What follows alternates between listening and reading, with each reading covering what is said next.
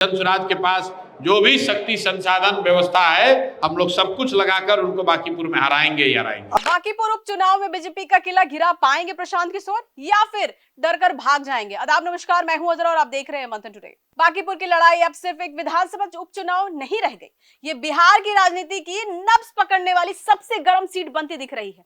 एक तरफ बीजेपी का 30 साल पुराना अवैध किला है, तो दूसरी तरफ प्रशांत किशोर का खुला ऐलान कि बीजेपी को हराने के लिए जो करना पड़ेगा करेंगे। बांकीपुर से जन स्वराज बहुत मजबूती से चुनाव लड़ेगा। आप लड़ेंगे सर? आ रहा हूं उस पे। जन स्वराज में एक सामान्य अभी सोच बनी है कि बांकीपुर जो पिछले 40-45 साल से भाजपा चुनाव नहीं हारी है, और आज नितिन नवीन जो बांकीपुर के विधायक थे वो भाजपा के राष्ट्रीय अध्यक्ष हो गए हैं, तो उस नजरिए से भाजपा के लिए बहुत प्रतिष्ठा का सीट है।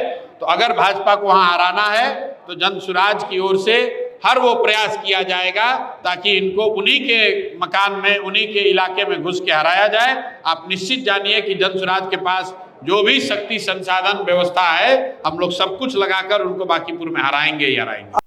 इस एक बयान ने पटना की सियासत में एक ऐसा बारूद फेंका है कि अब हर राजनीति गलियारों में सिर्फ एक सवाल गूंज रहा है कि क्या जन स्वराज में बीजेपी को चुनौती देगा या फिर ये लड़ाई फिर भी राघोपुर की तरह सिर्फ शोर बनकर रह जाएगी। बांकीपुर का इतिहास बीजेपी के पक्ष में खड़ा दिखाई देता है।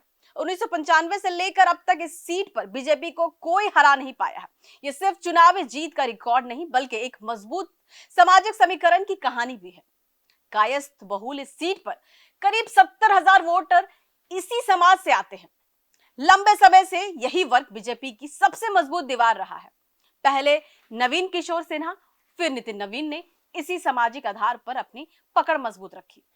इसके साथ भूमियार, ब्राह्मण, राजपूत और व्यापारी वर्ग का बड़ा हिस्सा भी बीजेपी के साथ जुड़ा रहा। लेकिन इस बार कहानी में नया ट्विस्ट है कि प्रशांत किशोर सिर्फ विपक्षी राजनीति नहीं कर रहे, बल्कि सीधे बीजेपी के कोर वोट बैंक में सेंध लगाने का दावा खेल रहे हैं। उनकी नजर खासकर 18 से 34 साल के करीब 1 लाख से अधिक युवा मतदाताओं पर है।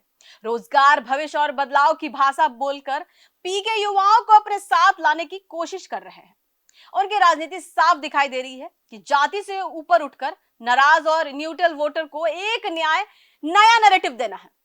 हालांकि बांकीपुर का चुनाव सिर्फ युवाओं या नाराजगी से नहीं चलता।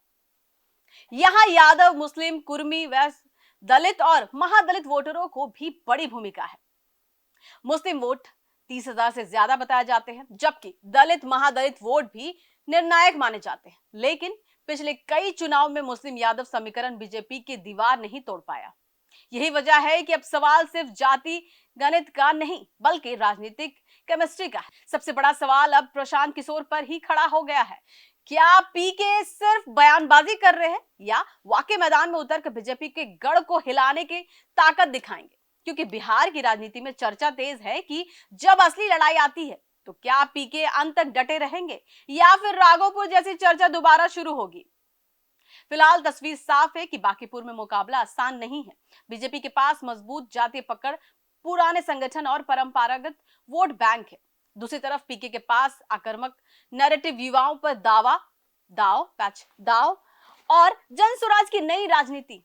अब देखना यही होगा कि बांकीपुर में प्रशांत किशोर तूफान खड़ा करेंगे या बीजेपी एक बार फिर साबित कर देगी कि उसके किले की दीवारें अभी भी अटूट है। बिहार की राजनीति में इस लड़ाई की आहट अब दूर तक सुनाई देने लगी है। फिलहाल कितने ही देश विदेश की ताजा खबरों को देखने के लिए देखते रहिए मंथन टुडे। अगर आपने हमारे चैनल को सब्सक्राइब नहीं किया है तो अभी करें, लाइक करें, शेयर करें, फॉलो करें और ऐसी निष्पक्ष पत्रकारिता देखना तो देखते रहे मंथन टुडे। शुक्रिया।